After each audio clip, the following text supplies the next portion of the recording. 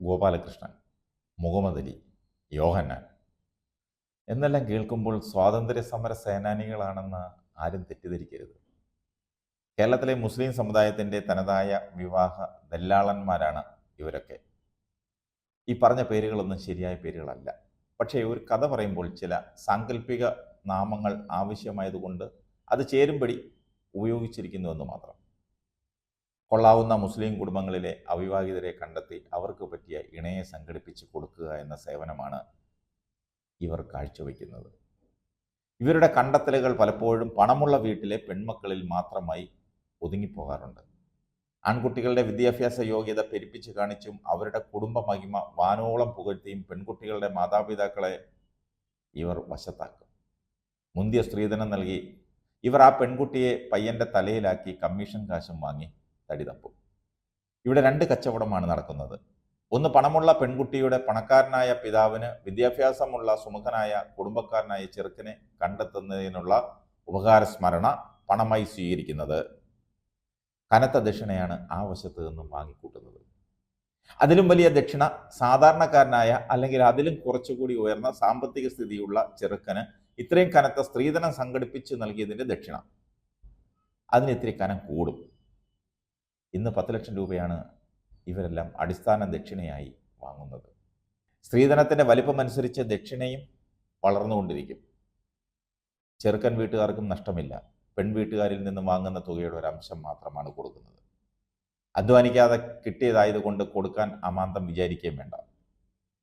സ്ത്രീധനം വലിയ തെറ്റായി കാണുന്ന ഒരു സമൂഹത്തിലാണ് ഇതെല്ലാം നടക്കുന്നതെന്നുള്ളതാണ് ആശങ്കപ്പെടുത്തുന്നത്. മുസ്ലിം സമുദായത്തിൽ ഉണ്ടായിരുന്നത് മഹറാണ്, അതായത് പുരുഷധനം. അതിനെ അട്ടിമറിച്ച് സ്ത്രീധനം എന്ന വലിയ വിപത്തിലേക്ക് മാറ്റിയെടുക്കുകയാണ് ഇവരെല്ലാം കൂടി ചെയ്തിരിക്കുന്നത്. ഇതിൽ ഗോപാലകൃഷ്ണ നാമധാരി ഭാരതത്തെ താങ്ങി നിർത്തിയിരിക്കുന്ന തൂണുകളിൽ ഒന്നിൽ അടിസ്ഥാന ശമ്പളത്തിൽ ജോലി ചെയ്തിരുന്ന നല്ലവനായിരുന്നു. അതിനിടയിലാണ് മനുഷ്യ ചോരയുടെ രുചിയറിഞ്ഞ കടുവയെപ്പോലെ വിവാഹദല്ലാളായാൽ കിട്ടുന്ന വരുമാനത്തെക്കുറിച്ചറിഞ്ഞത്. അതോടെ ഉണ്ടായിരുന്ന സർക്കാർ ജോലി വലിച്ചെറിഞ്ഞ ഫുൾ ടൈം ദല്ലാളായി മാറി.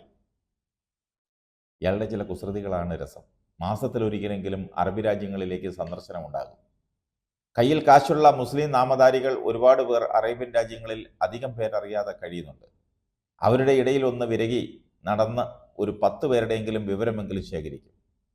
അവർക്ക് വേണ്ടി മാത്രം ഇത്രയും യാത്ര ചെയ്ത് ചെന്നതാണെന്ന് അവരെ ബോധിപ്പിക്കും. എല്ലാവരുടെ കയ്യിൽ നിന്നും വിമാനക്കൂലി വസൂലാക്കും. അത് തന്നെ ഒരു നല്ല ബിസിനസ്സാണ്. ഓരോരുത്തരും കരുതുന്നത് അവരവർക്ക് വേണ്ടി മാത്രം വന്നതാണെന്നാണ്. പാവം. ഇതിനിടയിൽ നാട്ടിലും വിദേശത്തുമായി നടക്കുന്ന മുന്തിയ വിവാഹങ്ങളിൽ അതിഥിയായി പ്രത്യക്ഷപ്പെടും. നടത്തിപ്പുകാരൻ്റെ റോൾ ഭംഗിയായി നിർവഹിക്കും. ചോദിക്കുന്നവരോടെല്ലാം ആംഗ്യ ഭാഷയിൽ പറയും, ഞാനാണ് ഇതിൻ്റെ ഇടപാട് നടത്തിയതെന്ന്. ഒരുതരം മാർക്കറ്റിംഗ് തന്ത്രം. ഇതിൻ്റെ പേരിൽ പല മാതാപിതാക്കളും മക്കളുടെ വിവാഹകാര്യം ഇയാളെ വിളിച്ചേൽപ്പിക്കും. സ്ത്രീധനത്തുക ഉയർന്നുയർന്നു പോകുന്നതിൻ്റെ കാരണം ഇവരാണ്. ഇല്ലാത്ത ഗുണഗണങ്ങൾ വാഴ്ത്തിപ്പാടി ഇത്ര തുക കൊടുത്താലേ അത് നടക്കുമെന്ന് പറഞ്ഞ് ബോധിപ്പിച്ച് അവരെ വെട്ടിലാക്കി കല്യാണം നടത്തിക്കുന്നു. എന്നാലേ കമ്മീഷൻ കൂടുതൽ വാങ്ങാൻ പറ്റൂ. സാധാരണ മാതാപിതാക്കൾക്ക് വിവാഹം നടത്താൻ മേലാത്ത അവസ്ഥയിലാണ്.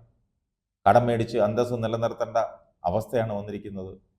കുറച്ച് നാൾ മുമ്പ് അഹമ്മദ് എന്ന ഒരാളുടെ മകളുടെ വിവാഹകാര്യവുമായി ഇസ്മയിൽ എന്ന ഒരാളുടെ വീട്ടിൽ ഇതുപോലെ ഒരാളെത്തി. ഇസ്മയിലിൻ്റെ മൂത്ത മകന് വേണ്ടിയാണ് ആലോചന. അഹമ്മദിൻ്റെ പേര് കേട്ട മാത്രയിൽ അത് തൻ്റെ അടുക്കൽ തൻ്റെ ഒരു ബന്ധു വഴി വന്ന ആലോചനയാണെന്നും അതിൽ തീരുമാനമൊന്നും എടുത്തിട്ടില്ല എന്നും പറഞ്ഞ് ബ്രോക്കറെ തിരിച്ചയച്ചു. അടുത്ത ദിവസം ഇവരുടെ ബന്ധു വഴി ആ വിവാഹം നടന്നു. ഇത് കേട്ടറിഞ്ഞ മുമ്പ് പറഞ്ഞ ബ്രോക്കർ വരനെയും വധുവിനെയും സ്വീകരിക്കാൻ സദ്യ ഒരുക്കിയിരിക്കുന്ന പിതാവിൻ്റെ മുമ്പിൽ പ്രത്യക്ഷപ്പെട്ട് കമ്മീഷൻ ആവശ്യപ്പെട്ടു. ഒടുവിൽ കശപിശയായി. വധുവരന്മാർ എത്തുന്നതിന് മുൻപ് പ്രശ്നം അവസാനിപ്പിച്ചു. കൊടുത്തത് 10 ലക്ഷം രൂപ. പണമായി തന്നെ വേണമെന്നില്ല. റോളക്സ് വാച്ച്, മുന്തിയ ഇനം കാർ ഉൾപ്പെടെ കയ്യിൽ കിട്ടിയതെല്ലാം എടുത്തുകൊണ്ട് പോകും. കുടുംബത്തിൻ്റെ സൽപ്പേരോർത്ത് കുറച്ച് പണം പോയാലും വേണ്ടില്ല എന്ന് കരുതും. ഇത് മുസ്ലിം മതത്തിൽ മാത്രമല്ല, എല്ലായിടത്തും ഉണ്ട്. GST കൂടാതെ സെസ് എന്ന് പറയുന്നത് പോലെ സ്ത്രീധനം കൂടാതെ അതിലൊരു മുന്തിയ കമ്മീഷനും. പണ്ട് കാലങ്ങളിലും ഇത്തരം ആൾക്കാരുണ്ടായിരുന്നു.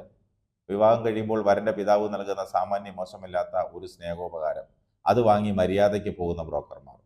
ഇപ്പോൾ ഉറിയിൽ തൂങ്ങിയവൻ്റെ എവിടെയോ തൂങ്ങിയവൻ്റെ അവസ്ഥയിലാണ് ഈ കല്യാണ ദല്ലാളന്മാർ.